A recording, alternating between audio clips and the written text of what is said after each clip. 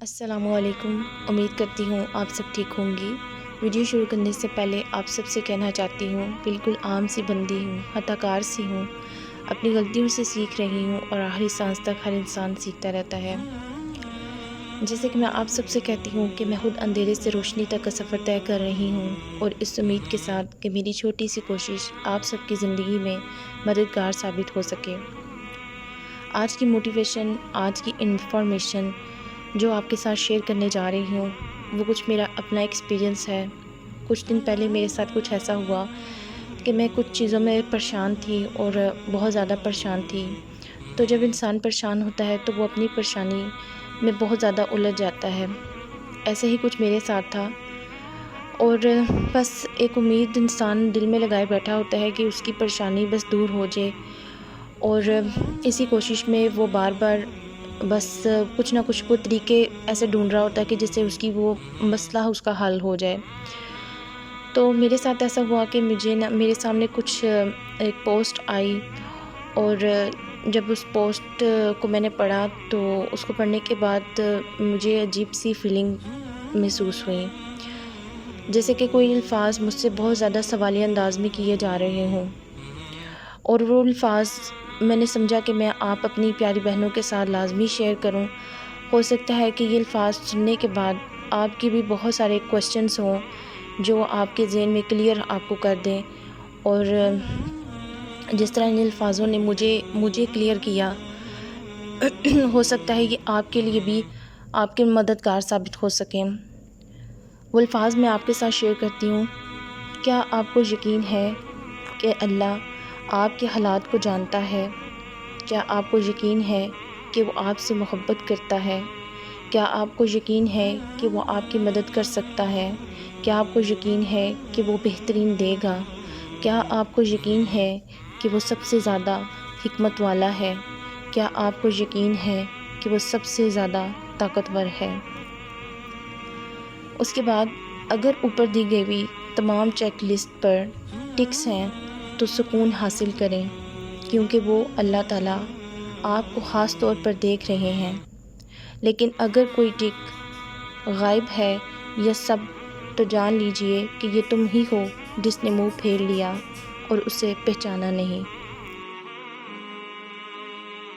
اب ایسا ہے کہ ہم کسی پریشانی کے پیچھے ہاتھ دھو کر پڑ جاتے ہیں اور اس کو اپنے ہی زور سے ختم کرنے کی کوشش کر رہے ہوتے ہیں کہ بس اب بہت ہو گیا، مجھے آزادی چاہیے اس پریشانی سے، اور مایوسی بے یقینی کی انتہا پر چلے جاتے ہیں، اور پھر وہ کام بھی کرتے جاتے ہیں جن سے اللہ ناراض ہو جاتا ہے۔ جب میرے پاس یہ چیک لسٹ آئی تو میں گھبرا سی گئی تھی، اور میں نے ان کو بار بار پڑھا اور سمجھنے کی کوشش کی، تو ایک ہی بات جو مجھے سمجھ آئی وہ یہ تھی، یقین۔ کہ مطلب اس میں آپ اللہ تعالیٰ جو اس پوسٹ میں بار بار آپ کو اشارہ دے رہے ہیں وہ ہے یقین کا۔ ہم سب کچھ کر رہے ہوتے ہیں، دعا بھی پڑھ رہے ہوتے ہیں، دعا بھی مانگ رہے ہوتے ہیں، نماز بھی پڑھ رہے ہوتے ہیں، قرآن بھی، لیکن ساتھ ہی ساتھ اپنی پریشانیوں کو ذہن پر سوار کیا ہوتا ہے، اور اتنا زیادہ کہ پھر کوئی آواز سنائی نہیں دے رہی ہوتی۔ یقین مطلب آپ سے اللہ تعالیٰ کیا چاہتا ہے، آپ کا یقین۔ میں یہ نہیں کہتی کہ یہ فوراً آ جاتا ہے۔ اب یہاں پر آپ کو سمجھانا چاہوں گی، یقین کسی کے بولنے سے یا کسی کے کہہ دینے سے نہیں آتا۔ کہ آپ سے کوئی آ کر کہتا ہے کہ سب ٹھیک ہو جائے گا تو آپ یہ سمجھ لیں کہ ٹھیک ہو جائے گا۔ ہاں، یہ وقتی تسلی ضرور ہو سکتی ہے، لیکن مکمل سکون نہیں۔ یقین تو بہت گہرا سمندر ہے جو آپ سب کے اندر موجود ہے، لیکن وہ آپ کی پریشانیوں کو سر پر سوار کرنے کی وجہ سے کسی کونے میں چھپ گیا ہے۔ اب آپ نے اپنی پریشانیوں کو اتنا سوار کر لیا ہے کہ وہ یقین بیچارہ چاہ کر بھی باہر نہیں نکل پا رہا۔